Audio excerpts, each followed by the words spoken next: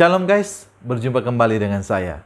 Di dalam kesempatan ini, kalau teman-teman memperhatikan beberapa video yang sudah saya upload beberapa waktu yang lalu, pasti teman-teman melihat ada beberapa ustadz atau mualaf yang mengutip Injil Barnabas untuk menyerang ajaran kekristenan. Nah, seperti video berikut ini. Itu yang paling taat kepada Yesus adalah Barnabas. Makanya bapak-bapak, ibu-ibu kalau membaca Alkitab, ada Alkitab namanya Alkitab Barnabas yang selalu menjelaskan ketauhidan dan ketakwaan kepada Tuhan yang Maha Esa. Ya, apa kamu tahu di dalam Bible ada sebutan tentang Muhammad? Oh, dalam apa? Dalam Bible Muhammad. Apa awak tahu? Sebenarnya sih ada ya menyebutnya di dalam Injil Barnabas atau kitab Barnabas ya, yaitu bab 39, terpujilah namamu yang kudus ya Allah Tuhan kita, tiada Tuhan selain Allah dan Muhammad adalah utusannya. Jadi di sana di dalam kitab dia yang dulu pun sudah menyebutkan kalau tiada Tuhan selain Allah dan Muhammad nabinya, begitu kan? Iya, jadi kalian bisa buka di sana ya, jadi di sanalah kalian mengetahuinya secara keseluruhan. Duluan saya baca Injil juga, Barnabas, Yohanes pasal 16-17.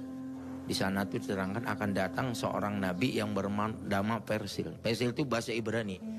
Artinya orang terpuji. Kata Ahmad, Muhammad, Mahmud itu kan isi maf'ul, terpuji. Jadi pas. Kita tahu bersama-sama bahwa orang Kristen menolak Injil Barnabas karena dianggap sebagai Injil palsu. Maka dari itu, di dalam kesempatan ini saya ingin mengajak kita bersama-sama belajar terkait dengan Injil Barnabas, yaitu yang akan disampaikan oleh Pak Bambang Nursena. Dan saya rasa melalui penjelasan ini kita akan terbuka wawasannya dan kita juga semakin paham mengapa kekristenan menolak Injil Barnabas. Mari kita saksikan bersama-sama videonya. Membahas tentang problematika buku yang disebut Injil Barnabas. Benarkah Injil Barnabas itu seperti yang diklaim banyak orang sebagai Injil yang asli?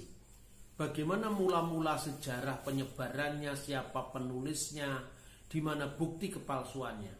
Saya akan membuktikan bahwa orang Kristen ketika menolak buku-buku palsu itu bukan sekedar menolak a priori, tidak, tetapi kita membuktikan memang ketika kita menerima 27 kitab perjanjian baru itu memang jelas mata rantai historisnya, naskahnya, persebaran naskahnya yang begitu luas, keakuratannya, ya bukti-bukti teksnya itu semua jelas.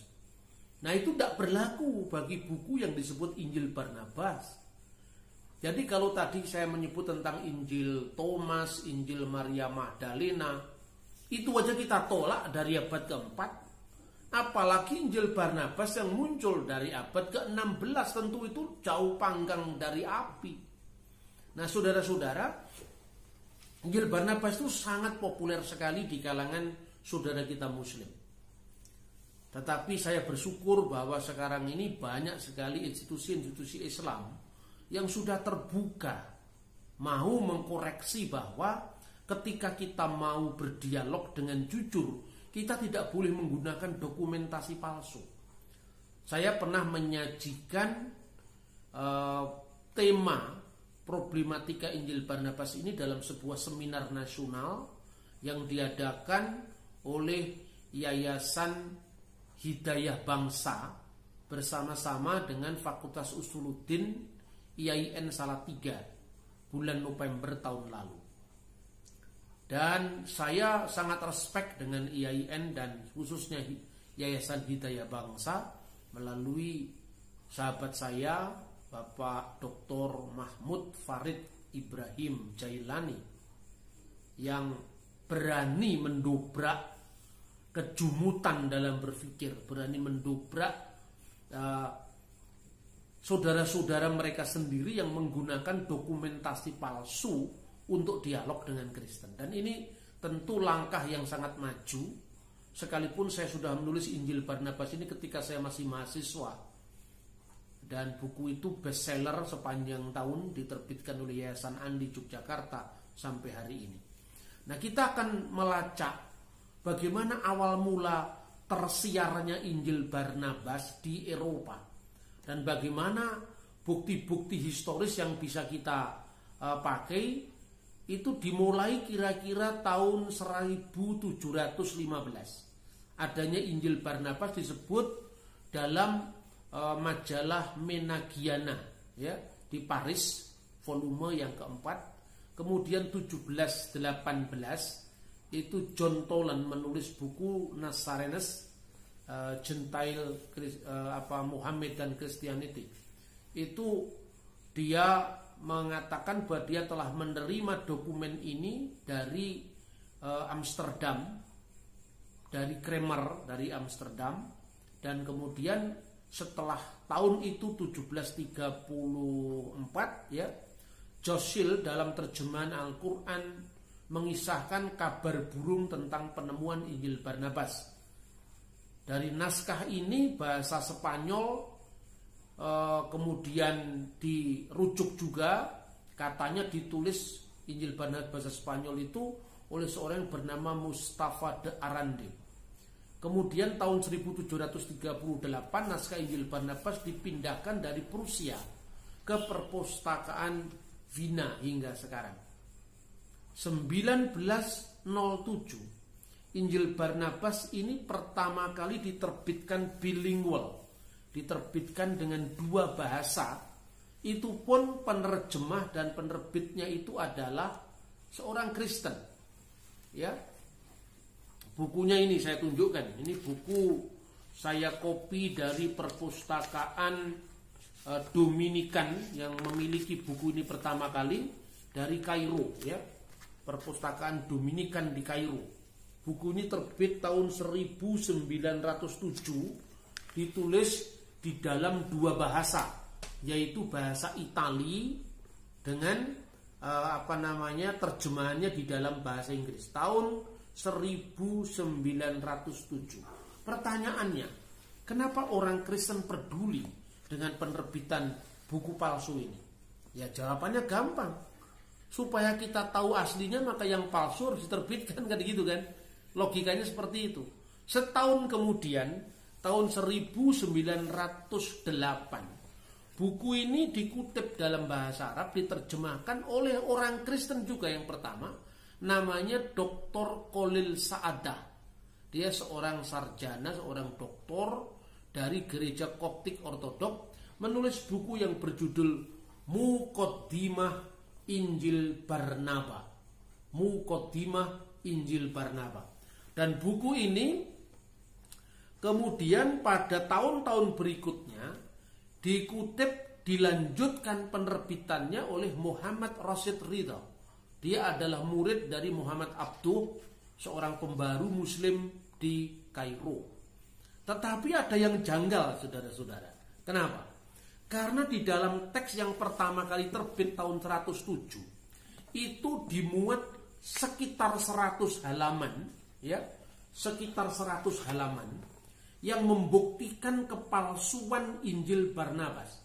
Dia melakukan studi kritik teks maupun kritik historis terhadap buku yang disebut Injil Barnabas itu.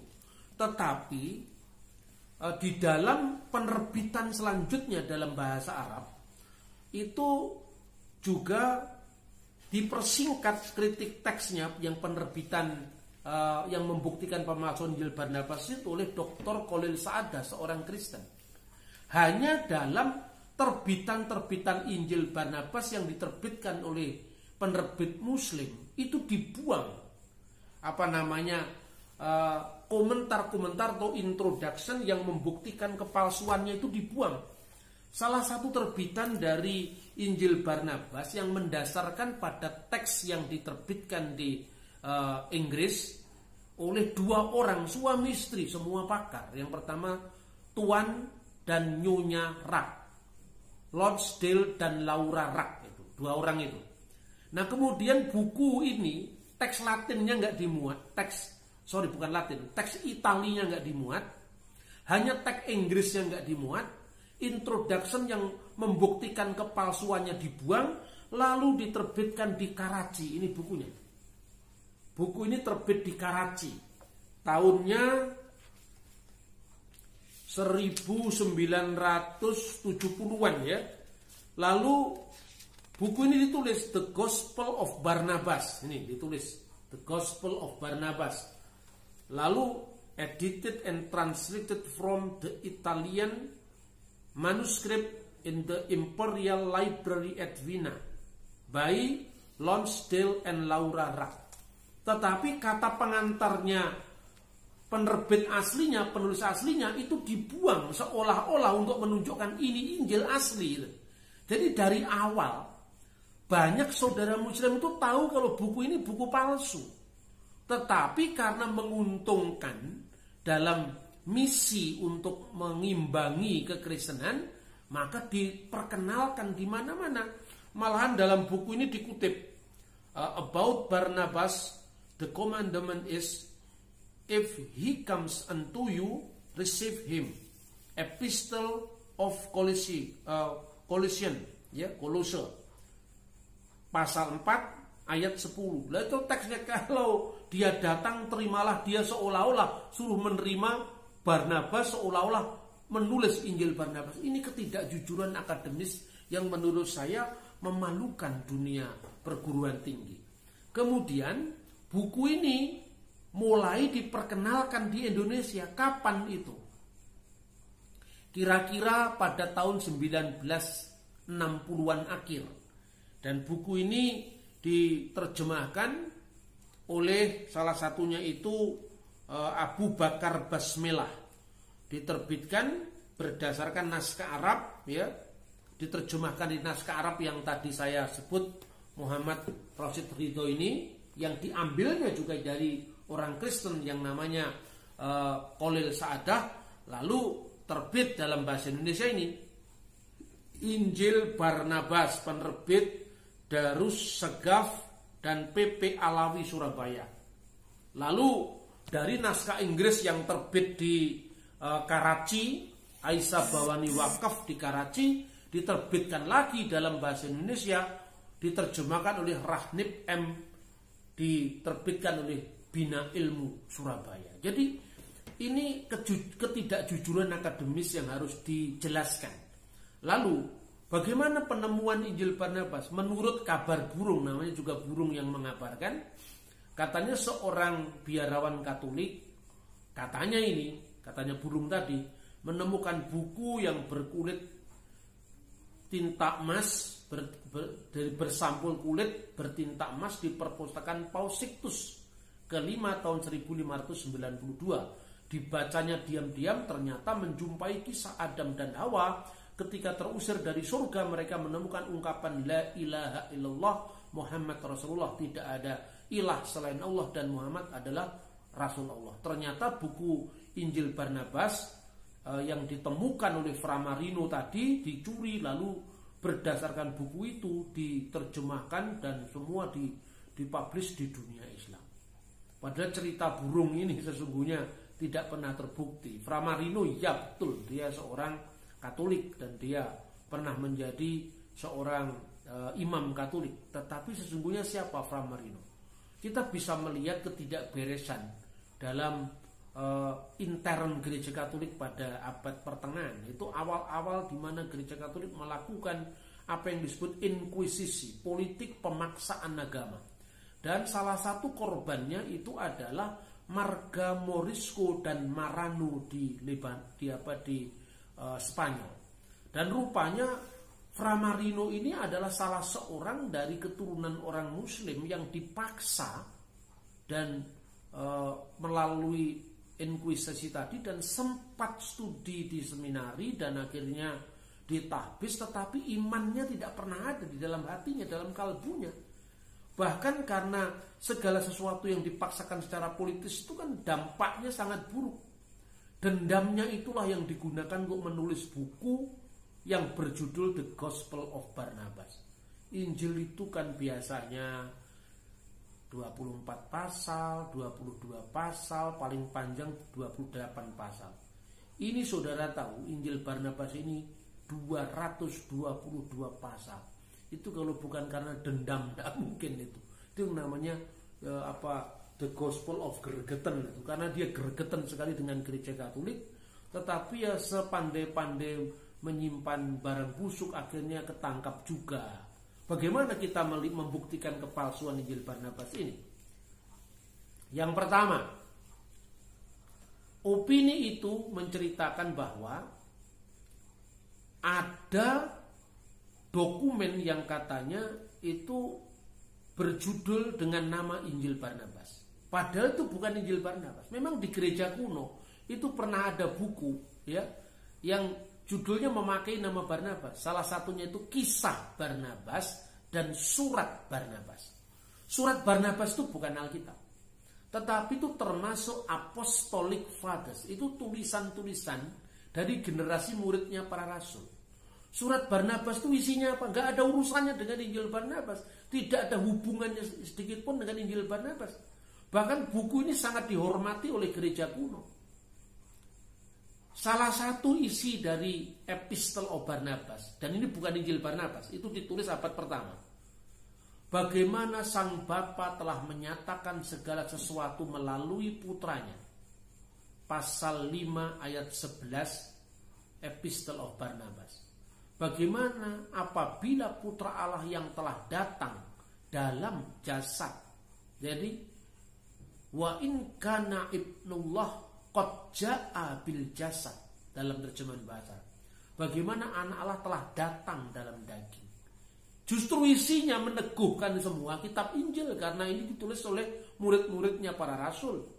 Lalu bagaimana dengan buku yang berjudul Kisah Barnabas? Itu kemungkinan muncul abad ketiga. Tapi buku ini pun isinya lebih merupakan kisah penginjilan Rasul Barnabas sampai di Pulau Siprus. Lalu di sana itu dalam kisah ini bisa salah bisa benar, ya, karena ini kisah ditulis kira-kira tahun 300 ya. Ini bukan Alkitab, ini bukan Injil. Dia mengatakan apa?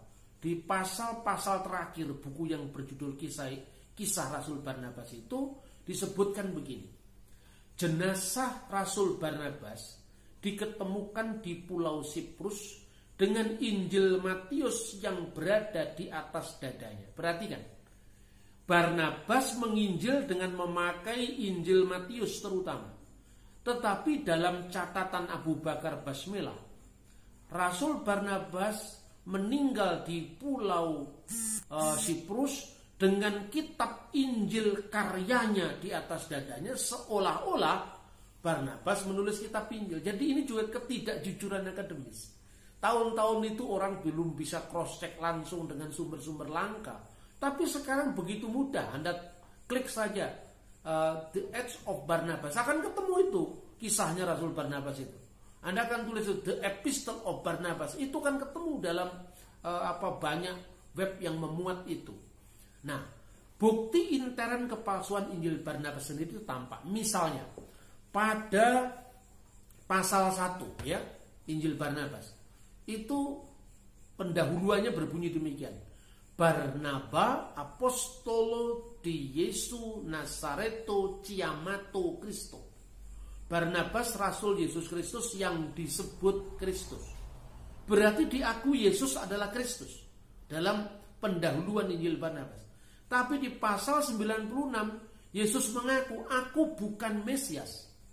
Tidak mungkin kalau dia orang Yahudi, muridnya Yesus, tidak paham bahwa Mesias itu adalah bahasa Ibrani, sementara Kristus itu terjemahannya dalam bahasa Yunani. Kalau Anda mengaku orang Jawa, Anda tidak bisa membedakan bahasa Jawa, ayam misalnya, itu pitik. Terus Anda ditanya, Anda suka makan bakmi ayam? Oh tidak, saya cuma suka makan bakmi pitik. Sama saja, pitik itu ayam. Kalau Anda mengaku orang Jawa, pasti tidak akan mungkin melakukan kesalahan sefatal itu. Apalagi kalau hidup di Israel abad pertama, di mana pengharapan akan datangnya Mesias itu sesuatu yang sangat penting di dalam kehidupan bangsa Yahudi saat itu. Kemudian kesalahan fakta geografis. Disebutkan misalnya di dalam Injil Barnabas, pergilah Yesus dan turunlah ke sebuah perahu ke kotanya Nazaret. Nazaret itu kota di dataran tinggi, tidak mungkin dicapai dengan perahu. Dalam berikutnya dikatakan, naiklah Yesus ke Kapernaum. Jesus went up to Kapernaum. Kapernaum itu kota pesisir misalnya, tidak mungkin dicapai dengan dikatakan went up to Kapernaum, tapi mestinya went down to Kapernaum. Saya penasaran, saya lihat teks Arabnya bunyinya sama. Yesua so'ida ila Kapernaum. Yesus naik ke Kapernaum. Dan ini menunjukkan bahwa tidak mungkin dia orang Israel di abad pertama. Terakhir, bagaimana menentukan terminus per quem? Masa paling awal ditulisnya Injil Barnabas. Masa paling awal itu apabila kita melihat bagaimana kehidupan kepausan saat itu.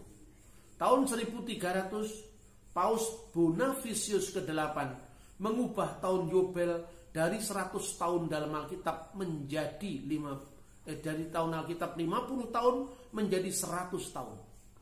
Inilah masa paling awal ditulisnya Injil Barnabas, karena dalam Injil Barnabas dikatakan malam ini tepat waktu bagi Mesias, yang menjadikan tahun Yobel yang diperingati sekarang ini jatuh 100 tahun akan diperingati tiap-tiap tahun. Tidak mungkin. Kalau tahun Yobel itu 100, berarti kalau disebut 100 tahun berarti itu zaman kepausan.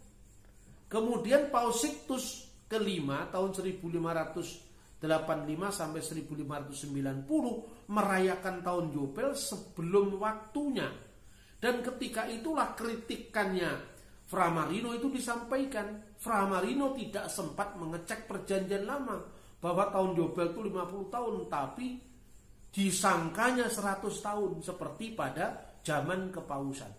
Nah, ini bukti-bukti kepalsuan Injil Barnabas. Bahkan banyak, misalnya Yesus mengusir setan-setan itu masuk ke tong-tong yang berisi air. Tong-tong itu baru abad pertengahan. Lalu Maria Magdalena dan saudaranya Marta memiliki sebuah desa karena membeli sebuah desa. Itu situasi zaman kapitalisme abad pertengahan.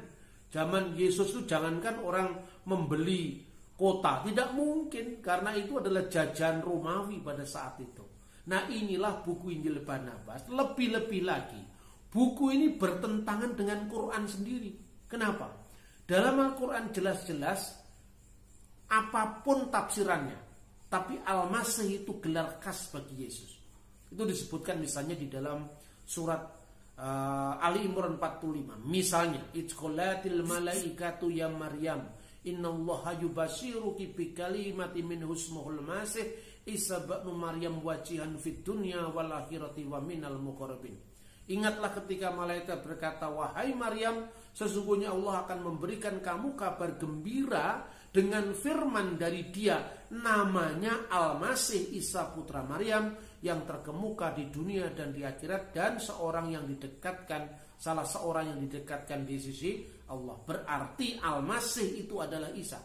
Tapi dalam Injil Barnabas, Al-Masih itu adalah Muhammad. Mesias yang akan datang itu adalah Muhammad. Ini bertentangan dengan Al-Quran sendiri. Nah, melalui tema Injil Barnabas ini, harapan saya Anda tidak membuat generalisasi bahwa semua orang Islam menerima Injil Barnabas. Tidak. Profesor Hasbullah Bakri misalnya menolak keberadaan Injil Barnabas. Karena kalau Injil ini benar-benar ditulis oleh muridnya Yesus, pasti bahasanya bahasa Yunani, Ibrani, Aramaik, atau minimum Latin. Tidak mungkin bahasa Itali, karena bahasa Itali zaman Yesus belum ada. Bahasa Itali adalah perkembangan dari bahasa Latin setelah abad ke-13. Tuhan memberkati kita. Shalom alaikum bishem hamasiyah. Dari penjelasan Pak Bambang Nursena terkait dengan Injil Barnabas ini, saya rasa kita semakin paham dan tahu bahwa sebenarnya Injil Barnabas bukan ditolak dengan alasan-alasan tertentu, tapi memang dengan bukti-bukti yang jelas, bahkan seperti apa yang disampaikan oleh Pak Bambang Nursena. Tuhan Yesus memberkati kita semua. Shalom.